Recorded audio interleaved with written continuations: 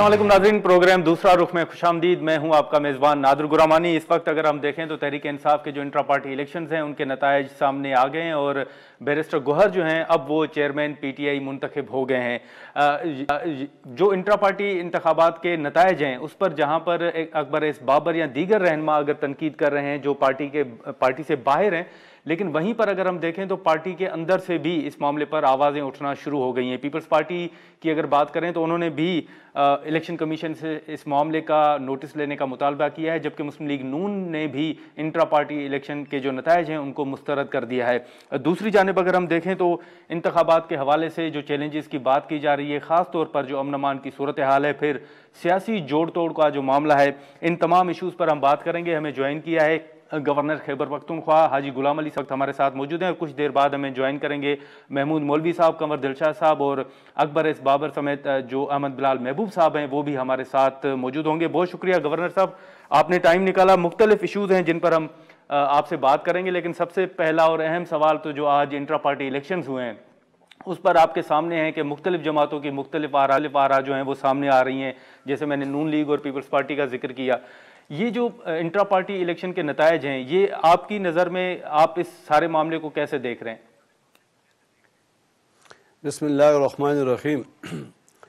देखिए, सियासी जमातों के इलेक्शन जो है ये उनके अपने कारकुनों और उनके वर्करों के दरमियान होते हैं जी। और कभी भी मेरा चूँकि इससे कोई ताल्लुक़ नहीं कि उन्होंने इलेक्शन कैसे किए और किस तरीके से किए हैं, लेकिन एक सियासी कारकुन की हैसियत से मैं ये जानता हूँ और ये कहना चाहूँगा कि अगर 15-20 साल किसी कारकुन ने या किसी और पार्टी से वाबस्ता लोगों ने एक जमात के साथ दिए हो और फिर कोई ऐसा उसके ऊपर मुसलत हो जाए तो उसके नताइज देरपा नहीं होते और ये उस जमात के लिए भी अच्छी नहीं। लेकिन उन्होंने जो अपना सोचा वो खुद बेहतर समझते हैं, वो चूँकि तहरीक इंसाफ जाने और उनका काम जाने, वो यही बेहतर अगर उन्हें समझे तो ठीक है। लेकिन गवर्नर साहब, अब अगर तहरीक इंसाफ की हम बात कर रहे हैं तो जिस सूबे के आप गवर्नर हैं, पीटीआई उस सूबे के हवाले से भी तहफ़्फ़ुज़ात का इजहार कर रही है। चीफ इलेक्शन कमिश्नर की तलबी का मामला जो है वो भी आपके सामने है। अब पीटीआई का मौक़िफ़ है कि उन्हें खैबर पख्तूनख्वा में लेवल प्लेइंग फील्ड की इजाज़त नहीं मिल रही, लेवल प्लेइंग फील्ड नहीं मिल रही। बिलावल साहब अगर खैबर पख्तूनख्वा में आते हैं तो वो जलसे करते हैं, लेकिन पीटीआई को इजाज़त नहीं मिल रही। आप वाकई इससे इत्तफ़ाक़ करते हैं कि पीटीआई के लिए मुश्किलात हैं? देखिए, ऐसी कोई बात नहीं पेशावर या हमारे खैबर पख्तूनख्वा में। खैबर पख्तूनख्वा अभी जो इलेक्शन का प्रोसेस शुरू भी नहीं हो चुका है, तकरीबन बहुत आस्ता आस्ता अब बिलावल साहब ने आके एक जलसा कर लिया जी। तो अगर इस तरह देखे तो इन्होंने तो 5-6 जलसे कर लिए, मर्दान में कर लिए, लकी मरवत में कर लिए, उधर कर लिए। देखो, हमें चाहिए कि हम इस वक्त मुल्क की जो सियासी सूरत हाल है, मुल्क की जो माशी सूरत हाल है, इसको मद्देनज़र रखकर हम इलेक्शन की तरफ आसानी से आगे बढ़ने की कोशिश करें। अब इलेक्शन का शेड्यूल आया ही नहीं, अब आने वाला है और पहले से हम इस तरह की बातें करें, शायद इनके जो लोग ये कहते हैं कि हमें मौका नहीं फराहम कर रहा है, तो किसी पर अदलिये में केसेस होंगे। तो आपको इल्म है कि पाकिस्तान की अदलिये में अगर जब तक अदलिया उसको इजाज़त नहीं देगी, उनको ज़मानत नहीं देगी या उनको उन पे जो मुकदमात है उनको तो गिरफ्तारी देनी होगी। ये चीज़ें हम सब पर गुजरी है और हम पर भी गुजरी है, लेकिन जाके अदालत के सामने पेश हो और अदालत देखती है कि ये जो इन पे इल्ज़ाम है ये बेलेबल है, नॉट बेलेबल है या बेलेबल है, तो अदालत बेल दे दी। तो इस तरह मेरे ख्याल में इलेक्शन के प्रोसेस को मशकूक बनाना जो है वो किसी के लिए भी अच्छा नहीं और मुल्क और कौम के लिए भी अच्छा नहीं।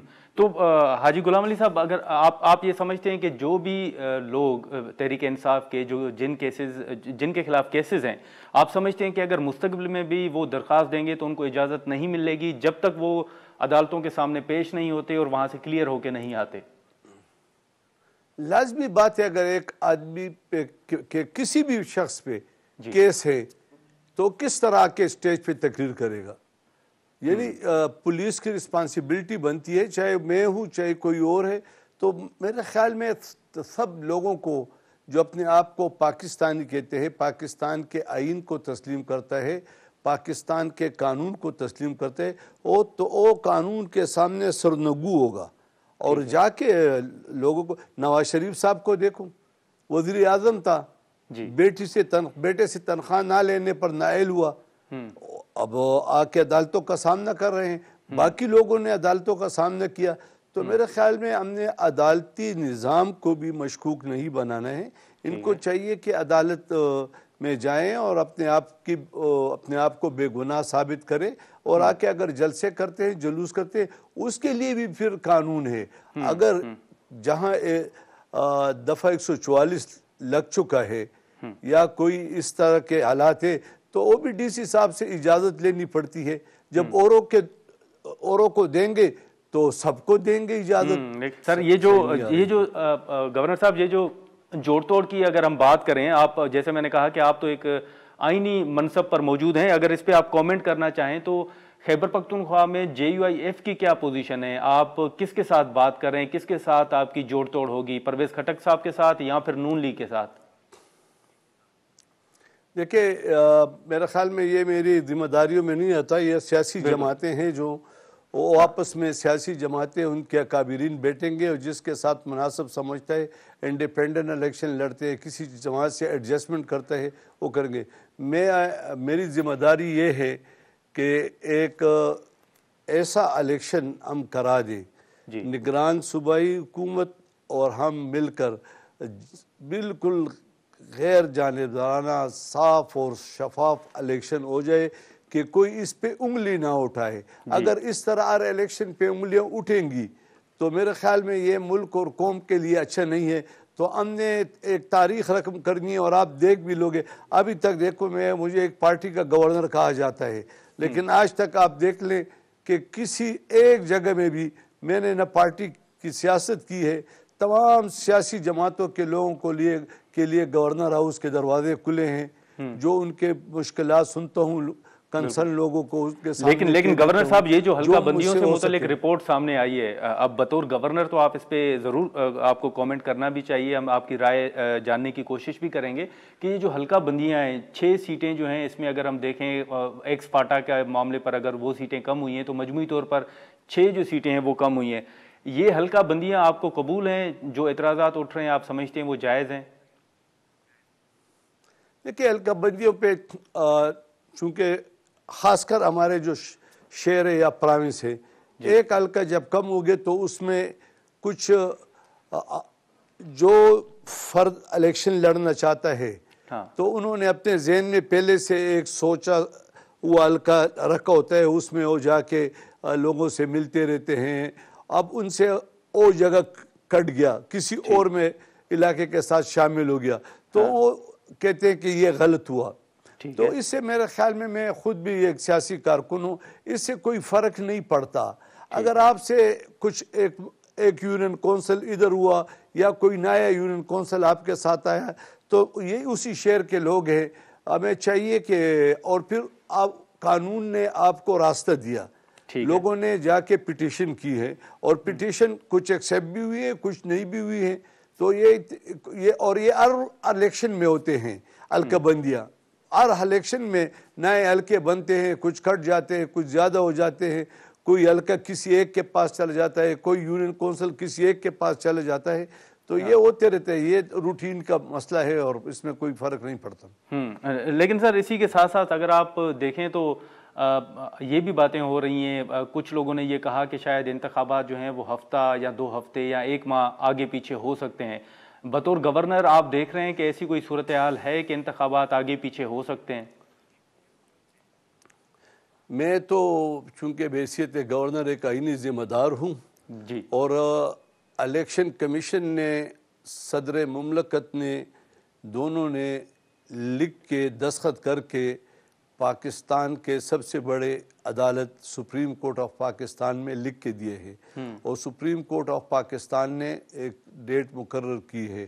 الیکشن کمیشن کی ذمہ داری ہے کہ وہ اس ڈیٹ پہ 8 فروری کو الیکشن کرے.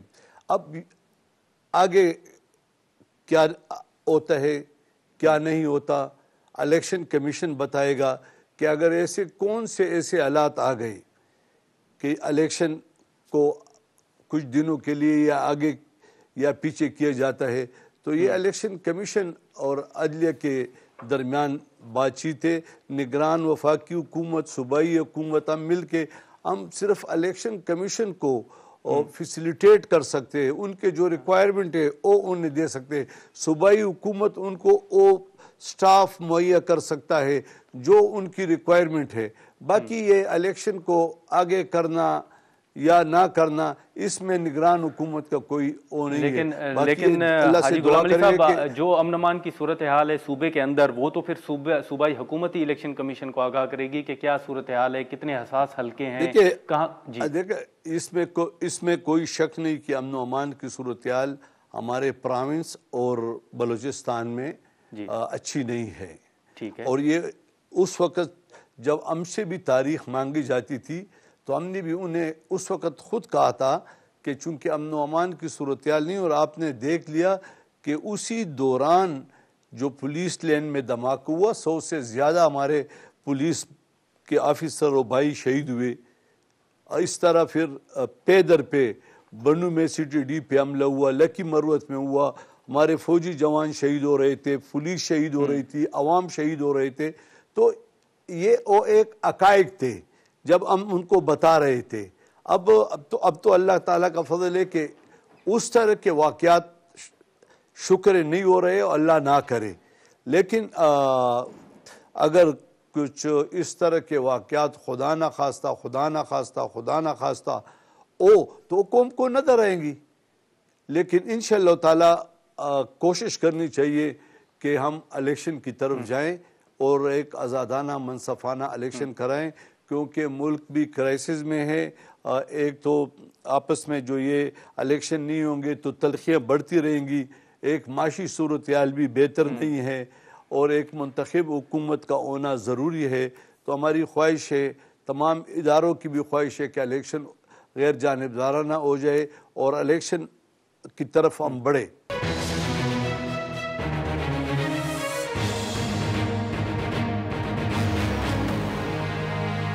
گورنر صاحب اسی کے ساتھ ساتھ اگر ہم جیسے آپ نے خود ذکر کیا صوبے میں امن امان کی صورتحال کے حوالے سے, تو ٹی ٹی پی کے ساتھ مذاکرات کا ایک معاملہ تھا. آپ بتائیں گے کہ ٹی ٹی پی کے ساتھ مذاکرات شروع ہوئے ہیں, ان کے ساتھ بات چیت کا کوئی آغاز ہوا ہے یا حکومت مذاکرات کرنے کا ارادہ رکھتی ہے؟ دیکھیے اس طرح کے جو حالات ہے اس میں ریاست اور ریاستی ادارے وفاقی حکومت یہ مل کے سوچیں گے اور فیصلہ کریں گے کہ بات چیت کس سے کی جائے اور کس طرح کی جائے.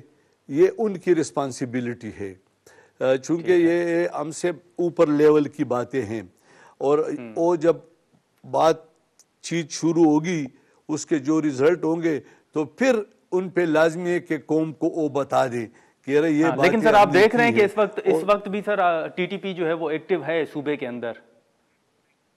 جی ٹی ٹی پی اس وقت بھی صوبے کے اندر جو ہے وہ ایکٹیو ہے جیسے ماضی میں رہی ہے, یا آپ سمجھتے ہیں کہ نہیں اب ان کی ایکٹیویٹی میں کمی آئی ہے؟ نہ, اس میں کوئی شک نہیں کہ ہمارے کچھ علاقوں میں صورتحال بہتر نہیں ہے. ہمارے ٹانک میں, ڈی ای خان میں, لکی مروت میں, بنو میں, اس علاقوں میں اور جس طرح بلوچستان میں اس میں صورتحال بہتر نہیں ہے. لیکن حکومت ریاستی ادارے کوشش کریں گے کیونکہ الیکشن پرامن ہونے چاہیے. ہم اپنے جو ووٹر ہے اس کو ایک بیلٹ پیپر دے کے بکسے تک لے جانا ہے, اس نے بیلٹ پیپر بکسے میں ڈالنا ہے, یہ نہیں کہ وہ جان کو دے. تو اس طرح یہ سر یہ جو ٹانک ہے لکی مروت ہے, یہ علاقے آپ نے الیکشن کمیشن کے سامنے بھی رکھے ہیں کہ یہاں پر یہ صورتحال ہے؟ دیکھیں یہ رسپانسبلٹی میری نہیں ہے. یہ رسپانسبلٹی اگر صوبائی حکومت محسوس کرے تو یہ پھر صوبائی حکومت کی رسپانسبلٹی ہے کہ صوبائی حکومت الیکشن کمیشن کے سامنے اس طرح کی باتوں کو لائیں. ابھی تو یہ کہ یکا دکا واقعہ ہو رہا ہے, 2-3 بھائی ہمارے فوجی جوان, پولیس کے جوان ابھی ہر روز شہید ہو رہے ہیں, لیکن اس طرح اللہ نہ کرے کوئی بڑا واقعہ نہیں ہوا. لیکن پھر بھی صوبائی حکومت کی رسپانسبلٹی ہے اور اداروں کی کہ آپس میں بیٹھ کر اس کے لیے سوچے اور لائحہ عمل تیار کرے کہ کیا کرنا. لیکن گورنر صاحب بالکل گورنر صاحب 2 مختصر سوال آپ کے سامنے ہم رکھیں گے. ایک رپورٹ آئی تھی کہ خیبر پختونخوا میں جو سیاسی جماعتیں ہیں ان کے جلسے وغیرہ اگر ہوں تو ان کے لیے ماحول سازگار نہیں ہے. جو وزیر داخلہ ہیں سرفراز بگٹی صاحب, انہوں نے بھی کہا کہ مولانا فضل الرحمان صاحب کو تھریٹس جو ہیں وہ موجود ہیں, بلوچستان کے اندر بھی ان کو تھریٹس ہیں. آپ بتائیں گے کہ واقعی خیبر پختونخوا میں سیاسی جماعتوں کے لیے جلسوں کا انعقاد کرنے کے لیے ان کے لیے ماحول جو ہے وہ سازگار نہیں ہے؟ دیکھیں, میں چونکہ ایک ذمہ دار پوسٹ پہ بیٹھا ہوں نا, میں نے آپ کو کہہ دیا کہ جو علاقے جس میں الیکشن شاہد الیکشن ہو جائیں لیکن سیاسی ایکٹیویٹیز مشکل ہو, جس طرح کہ میں نے کہا کہ ٹانک ہے, وزیرستان ہے, بنو ہے, لکی مروت ہے, وزیرستان کے علاقے ہیں, اس علاقوں اور اس طرح بلوچستان میں بھی ہوں گے.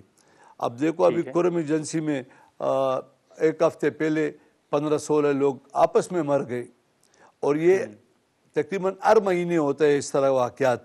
تو اس پر حکومت ادارے بیٹھ کے کوئی فیصلہ کرے گی اور الیکشن کمیشن کو بتائے گی. دوسرا تھریٹ, آپ کو پتہ ہے کہ مولانا فضل الرحمان پر 4-5 حملے ہو چکے ہیں. تو اگر اس طرح کوئی رپورٹیں ہیں تو ہمیں نہیں آتی, شاید وزیر داخلہ کے پاس ہو اور ان کے پاس اگر کوئی لیٹسٹ انفارمیشن ہو تو اس کی رسپانسبلٹی بنتی ہے کہ وہ بتا دے. جی گورنر صاحب, ایک آخری سوال ہوگا. آپ کو یاد ہوگا کہ حال ہی میں حکومت نے جو افغان شہریوں سے متعلق فیصلہ کیا تھا کہ جو غیر قانونی طور پر مقیم ہے پاکستان میں وہ یہاں سے باہر چلے جائیں, یہ فیصلہ اس پر ہم نے دیکھا کہ JUIF کے تحفظات بھی سامنے آئے. بطور گورنر آپ بتائیں گے کہ خیبر پختونخوا میں کتنے افغان نیشنل موجود تھے, کتنے واپس جا چکے ہیں اور صورتحال کیا ہے؟ دیکھیں, یہ افغان ایشو جو ہے نا, چونکہ ہم نے ان کی 40 سال سے زیادہ عرصہ ان کی خدمت کی ہے, ان کو یہاں پہ فیسیلیٹیٹ کیا ہے, ہمارا انفراسٹرکچر اس کی اجازت نہیں دیتا, لیکن یہ ہمارے بھائی تھے اور ہم نے ان کو یہاں پہ فیسیلیٹیٹ کیے. پھر اب اس طرح واقعہ ہو گیا کہ تقریباً یہاں لوگ پیدا ہو گئے, 40 سال کے ہو گئے. اب ان کو جانا, ویسے بھی ان کو محسوس ہوتا ہے کہ یہ ہمارا آبائی وطن ہے, کیونکہ ادھر ہی پیدا ہوئے, ادھر ہی پڑے ہوئے ہیں. اب ریاست کا فیصلہ ہے, ریاست نے جو فیصلہ کیا ہے تو ریاستی ادارے تمام سٹیک ہولڈر نے مل کر یہ فیصلہ کیا ہوگا. تو جب ریاست فیصلہ کرتی ہے تو پھر صوبائی حکومتیں اس کو امپلیمنٹ کرنے کی کوشش کرتی ہے, وہ اس میں کچھ عمل دخل نہیں کر سکتا. ہاں, البتہ اگر فیصلے سے پہلے کسی سے رائے مانگی جائے یا تجاویز مانگی جائے تو پھر آپ دے سکتے ہیں. اب چونکہ یہ ریاست کا فیصلہ ہے اور ریاست کا فیصلہ سب کو ماننا پڑے گا. ٹھیک ہے گورنر صاحب, بہت شکریہ سر, آپ نے ٹائم نکالا. ناظرین, گورنر خیبر حاجی غلام علی صاحب کی گفتگو آپ نے سنی. یہاں پر ہم ایک شارٹ بریک لیں گے اور بریک کے بعد پھر جو انٹرا پارٹی الیکشن کا معاملہ ہے اور دیگر جو ایشوز ہیں خاص طور پر ملکی سیاست کے حوالے سے, حلقہ بندیوں کے حوالے سے, اس پر ہم بات کریں گے.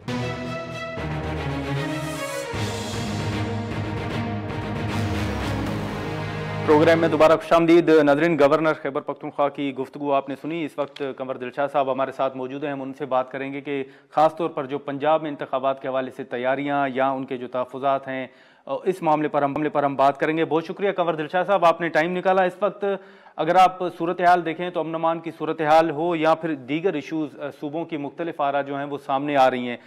پنجاب کے حوالے سے اگر آپ بتائیں تو پنجاب میں کیا صورتحال ہے, کیا کوئی خدشات پنجاب حکومت کو ہیں جو الیکشن کمیشن کے سامنے آپ نے رکھے ہوں؟ دیکھیں, جہاں تک پنجاب کا تعلق ہے تو پنجاب جی میں لا اینڈ آرڈر کی صورتحال مکمل کنٹرول میں ہے، اور جو پنجاب کے جو نگران وزیر اعلیٰ ہیں انہوں نے گڈ گورننس پہ زیادہ توجہ دی ہے، اور وہ تمام کنسٹرکشن کے کام، تعمیراتی کام جو 10 سال سے سابقہ حکومتوں کی وجہ، بعض مسلطوں کی وجہ سے وہ ہوں کام شروع نہیں کیا گیا تھا، انہوں نے 8 مہینے میں پورے پنجاب کا نقشہ بدل دیا۔ ٹھیک آپ ہے لاہور میں جائیں، فیصائی وال میں جائیں، گجرانوالہ، باقاعدہ جہاں جہاں بھی آپ جائیں گے، ایون فیصل آباد، تو پورا راولپنڈی سارا نقشہ بدل دیا، رنگ روڈ شروع کروا دی جو کہ مارچ میں اس کا افتتاح ہو جائے گا۔ تو وہ سارے ہوں معاملات جو ہیں وہ ہمارے الیکشن کا اس سے کوئی تعلق نہیں ہے، یہ صرف انہوں نے اپنا ایک گڈ گورننس کے لحاظ سے، کیونکہ جب ایک ہاں تصور کیا جاتا ہے جو ایک کیئر گورنمنٹ آتی ہے، اس کا مطلب یہ نہیں ہوتا کہ 2 مہینے 3 مہینے یا 4 مہینے جو ہے تمام معاملات کو منجمد کر دی جائے، اور ڈے ٹو ڈے جو مسائل ہوتے ہیں وہ حل کرنے کی الیکشن کمیشن اجازت دی ہوئی تھی۔ اب جہاں ہوں تک آپ کی جو الیکشن ہو رہا ہے 8 فروری کو، اس میں یہ ہے کہ الیکشن کمیشن پاکستان نے مکمل تیاری مکمل کر لی، پنجاب کے تمام ریٹرننگ آفیسران، صوبائی کے بھی 297 اور اسی طرح 141 جو ہیں وہ قومی اسمبلی کے ریٹرننگ آفیسروں کا تقرر ہو چکا ہے۔ پریزائڈنگ اچھا آفیسر 50,000 کے تقریباً 50,000 پولنگ اسٹیشن ہوں گے صرف پنجاب میں، جس میں ٹھیک ہے 7,000 جو ہیں وہ سینسٹیو پولنگ اسٹیشن ہے، اس کی بھی سب کی نشاندہی ہو چکی ہے۔ تو یہ سارا الیکشن کو جو ہے پورا پروسیجر مکمل ہو رہا ہے، اور اس کے ساتھ ہوں ساتھ جو ہے یہ 8 فروری کو جو انتخابات ہو رہے ہیں اس پہ چیف الیکشن کمیشن جو ہے مکمل تمام بیوروکریسی کو بنفس نفیس جانتے ہیں، چونکہ مختلف صوبوں کے وہ چیف سیکرٹری رہے ہیں۔ تو ہوں اب میں آپ کو یقین دہانی کراتا ہوں، میرا پورا تجربہ ہے، ہم پورے غیر جانبدار ہیں، ہمارا کسی سیاسی جماعت سے کوئی تعلق نہیں ہے، ہماری ٹھیک ہے وفاداری ریاست کے ساتھ ہے۔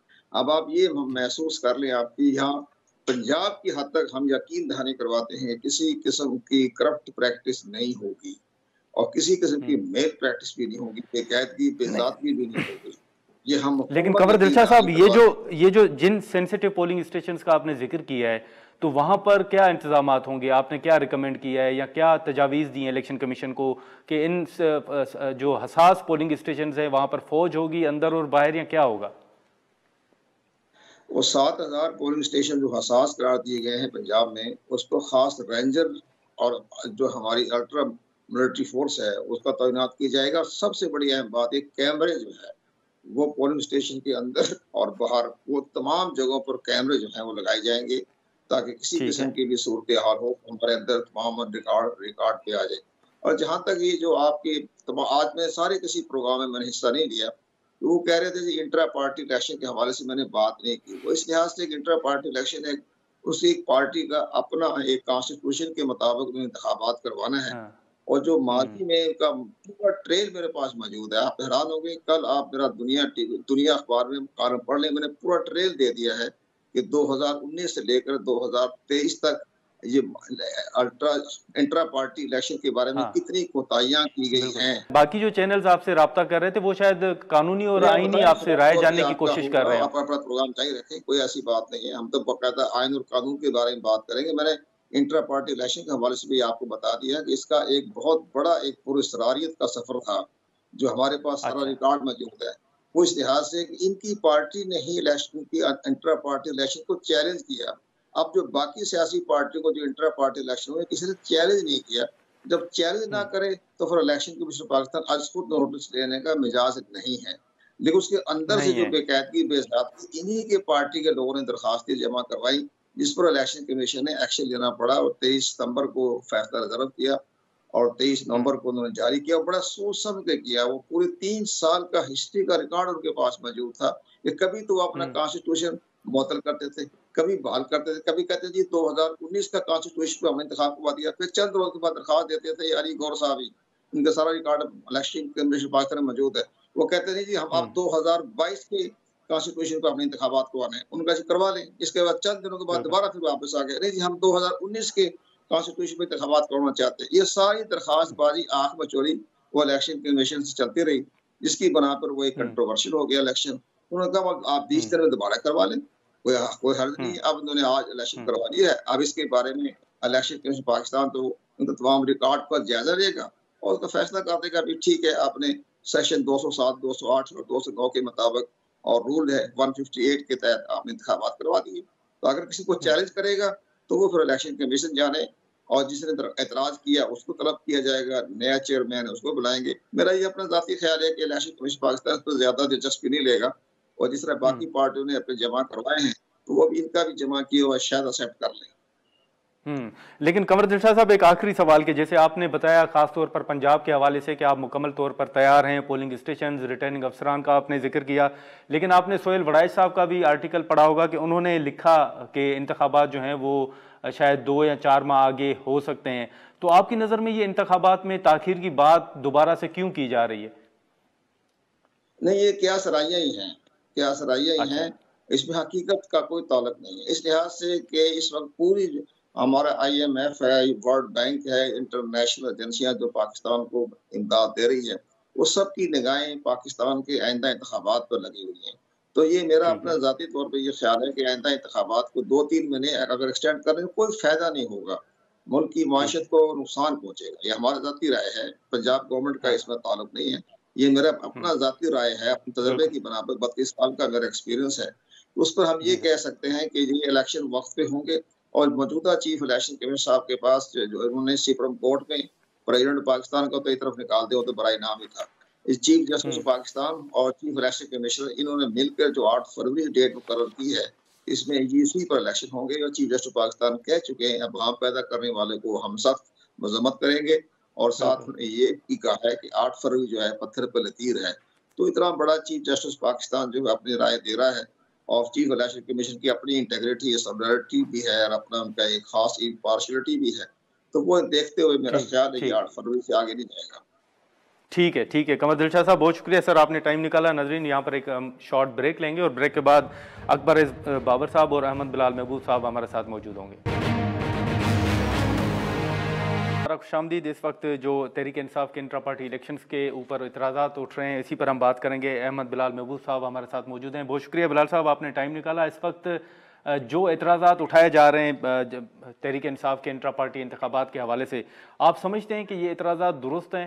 آج تک جو تحریک انصاف کے الیکشن کے بارے میں اعتراضات اٹھائے گئے ہیں، وہ آج تک کسی اور پارٹی کے انتخاب کے بارے میں نہیں اٹھائے گئے. بالکل. جتنی باریک بینی سے ان کے انتخاب کی اور انتخابی پروسیس کی اور ان کے کانسٹیٹیوشن کی اسکروٹنی ہوئی ہے، ایسی بھی ماضی میں کسی اور پارٹی کی نہیں ہوئی. یہ ایک بالکل انپریسیڈنٹڈ کی بات ہے. ابھی دیکھیے 2021 میں پیپلز پارٹی کے انتخابات ہوئے تھے داخلی، اور 2023 جون میں PMLN کے کافی ڈیلے کے بعد الیکشن ہوئے تھے. یہ دونوں انتخابات بھی کم و بیش اسی طرح کے تھے، بلا مقابلہ انتخاب ہوئے. لیکن یہ بھی ایک بات ہے کہ ان کے کانسٹیٹیوشن میں وہ بہت ہی مختصر سے کانسٹیٹیوشن ہے، کوئی ڈیٹیل بھی زیادہ نہیں دی ہوئی، اس پہ کوئی اعتراضات نہیں ہوئے. لیکن اگر آپ اس کو تھوڑی سا الاؤنس دینا چاہیں تو یہ بھی ہو سکتا ہے کہ ECP کے اندر جو محکمہ ان چیزوں کی ذمہ داری ہے جس کی، وہ ہے پولیٹیکل فائنانس ونگ. تو وہ ابھی نیا ری آرگنائز ہوا ہے، 2 سال سے اس کی ری آرگنائزیشن جاری تھی. تو اب شاید وہ اس لیول پہ آ گیا ہو کہ یہ سارے سوال پوچھ سکتا ہو جو انہوں نے PTI کے بارے میں پوچھے ہیں. لیکن بہرحال دوسری پارٹیاں جو اس کے بارے میں اعتراضات کر رہی ہیں، میرے خیال میں ان کا تو اعتراض نہیں بنتا، کیونکہ ان کے اپنے انتخابات کو اسی طرح کے.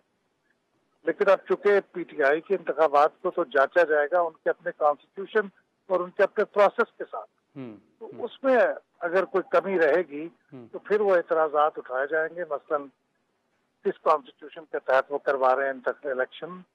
2019 کا ایک کانسٹیٹیوشن ہے ان کا، ایک 2022 میں انہوں نے نئے بنایا، درمیان میں 2 امینڈمنٹس بھی کی.